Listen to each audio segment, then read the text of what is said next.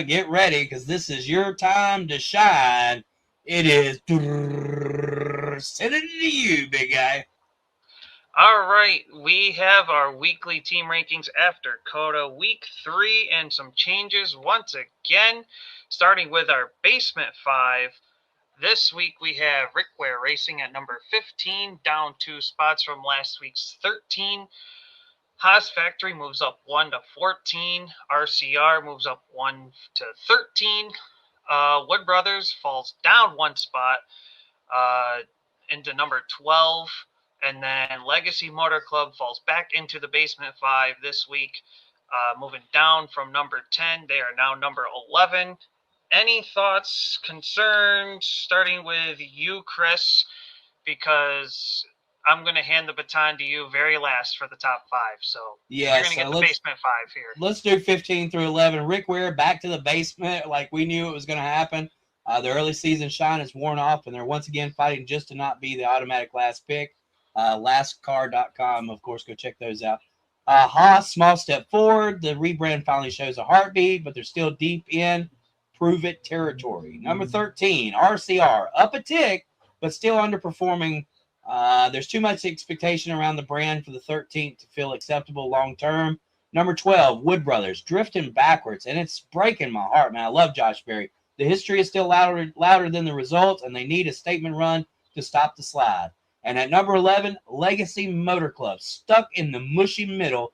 Not embarrassing, not eye-popping. One big weekend could swing them up several spots. Mr. CJ Sports. Mr. CJ? I can't disagree with any of it. The one that sticks out that surprises me is RCR. I don't, once again, like last week, it's not that I disagree, but you have Kyle Busch, you have Austin Dillon.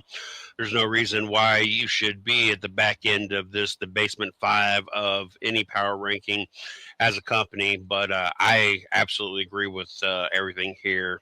This is the Basement 5. All right, with that being said, we move on to the Climbing 5, which is the middle range of our NASCAR teams. Starting with, at number 10, it is Hayek Motorsports. They fall down 1 spot from number 9. Then at number 9, it is Joe Gibbs moving up 3 spots from number 12. Then you have Front Row Motorsports at number 8, who falls down 2 from number 6. Trackhouse Racing moves up 1 spot to number 7. And then Hendrick Motorsports goes from the top 5 to the Climbing 5 by falling down 1 spot into number 6. So, let's go to Mr. CJ for the Climbing 5. Probably would have seen Joe Gibbs a little bit higher. I don't know if outside of the Climbing 5, but maybe up more 7th spot. Outside of that, I agree with everything. I think it's once again, I think it's surprising Joe Gibbs Racing is not part of the top 5. I'm not saying that they should be top 5. It's another one of those things. I'm just surprised with the talents and the organization. It makes you wonder how much that company was relying on Chris Gabehart and how much he did do for that company that we're not seeing the performances that we are used to seeing out of Joe Gibbs Racing. So I like everything else. And Chris. Yeah, so number 10, the Sugar Rush is gone over at Hayek. Now we find out what the real level is. Solid, but no longer riding the early season high. There'll be moments of greatness for Hayek. Ricky really gets it done at certain style tracks. Phoenix is probably not going to be one of them, but when you go to St. Louis and you go to the plate tracks, that's when that little team should shine. And they're probably where they will be for the rest of the season. I don't really expect them to fall or move up too much from there. Gibbs, the giant is waking up. They're not back to full terror mode yet, but you can see this turning into a climb if the momentum continues. We just said earlier at the beginning of the show, the big 4, 2 of the big 4s are outside the top 5. And Hendrick is barely hanging on at the 5 spot. Oh, I'm sorry, I didn't mean to give that away. But Front Row at number 8, cooling off a bit after a hot opening. Look, but don't let that fool you. The Smith boy, Zane Smith, had a hell of a run going at Coda really surprised a lot of us. He's been good at a lot of places. I think that kid's really talented. I hope that he doesn't waste his career like we have seen with Eric Jones and whatnot. I see moments of talent with Zane Smith. So that puts Front Row at number 8, Trackhouse at number 7. Trending the right way. Coda looked more like aggressive, upside-heavy version of this team that everyone expected in 2026. If it wasn't for a broken wheel on the rear of Ross Chastain, I think they would have had a really good finish, which could have impacted them by a couple of points there. Because all around, I feel like they really had a good showing at Coda this past weekend. Hendrick, there's one guy that's really dragging that organization down right now, and it's Alex Bowman. He is the gutter of Hendrick Motorsports, and he stepped out of the race car. Of course, we didn't even get into that story about Mike Schneider jumping in the race car. Basically, a pit crew reporter with Jamie Little, her what do you call her? He basically it's kind of like photographers and stuff that are out in he keeps everything from falling, from running into her and stuff. Kind of extra eyes for Jamie. Well, he got the call to jump in the car because Alex Bowman was feeling bad. It's not been much talked about outside of that event actually happening, but there's definitely issues with Hendrick Motorsports and the Bowman race team. I think that this is the end of Alex Bowman at Hendrick Motorsports. But, look, it's only 3 races into the season. Hendrick at number 6. Guys, I know by the end of the year we're going to be looking at, where Hendrick, Gibbs, Penske, and maybe 2311 actually stand. But we're only 3 races in. To put into perspective quick before we get into the top 5, there are 36 charters, obviously, and the 48 team currently sits 36th amongst owner standings right now. That's unreal and completely uncalled for. Like, there's got to be changes made quickly. This is the worst performing Hendrick race team since I think Dale Jr.'s year with Lance McGrew. So it's just absolutely, they're in the gutter. Time to make changes, do some shakeups. Let's see if we can salvage somehow Alex Bowman's season, which could be his last at Hendrick Motorsports. Quickly to the top 5. And this is where I know, Chris, you're going to have to kind of get your thoughts in quick as time is winding down here. But we're going to go to CJ before Chris on this. At number 5, moving down 1 spot, is Team Penske. At number 4, moving up 3 spots, is Colleague Racing. And then once again, for 3 straight weeks, RFK sits in the number 3 spot. And then we have a new number 1 team this week. 2311 falls down 1 at number 2, up 1 to be the 3rd team at the number 1 spot for 3 weeks running is going to be Spire Motorsports.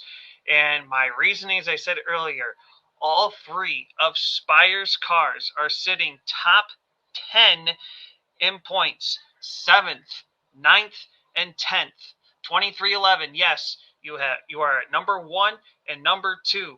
Where's your number 3? Down in 25th.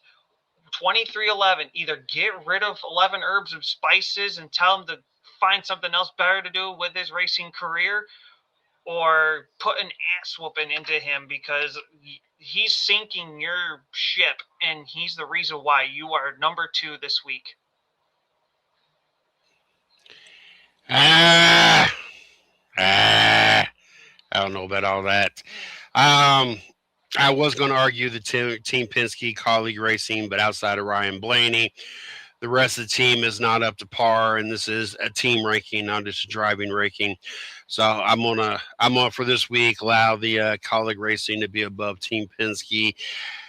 That top spot though, like you have 1 and 2, and you have a three-peat winner. Like I as a team, I would take the 25 who sacrificed in week 1 to let your guy win the race, and Michael Jordan publicly let everybody know we saw what you did.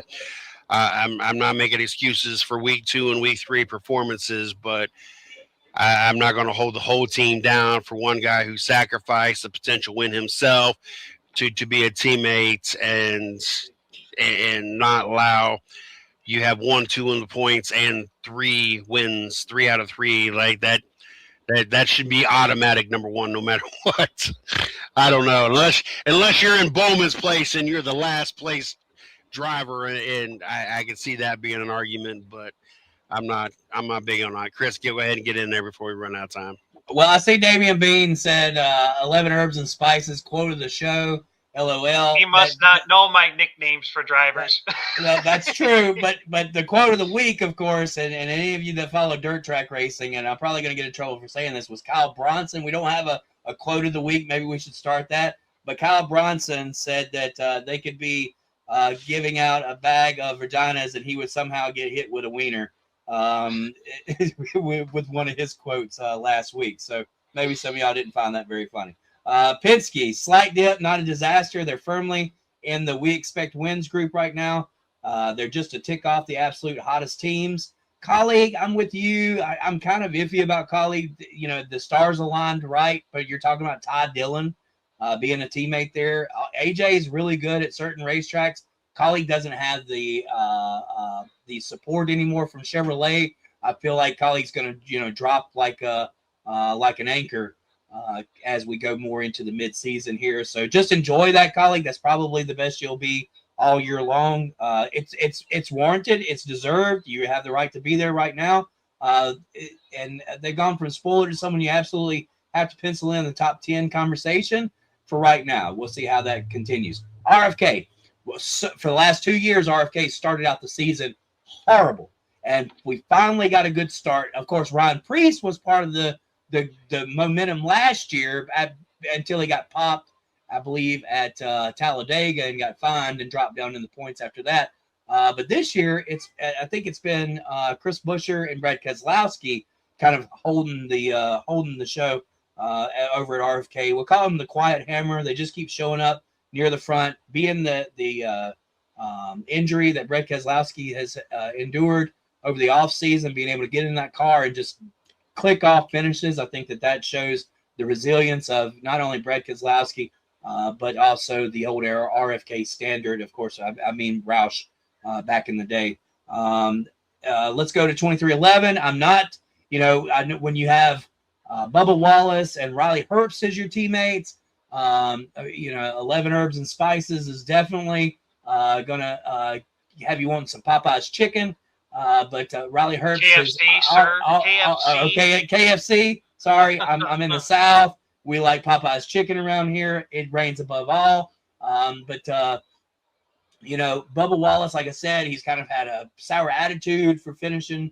It really some good finishes. I mean, he's sitting second in the points structure right now. So I don't see any means at all for him to hang his head on those kind of finishes right now. And then you go to Spire number 1, sitting at the top of the mountain. It doesn't feel fluky anymore. They've been in the fight 3 straight weeks.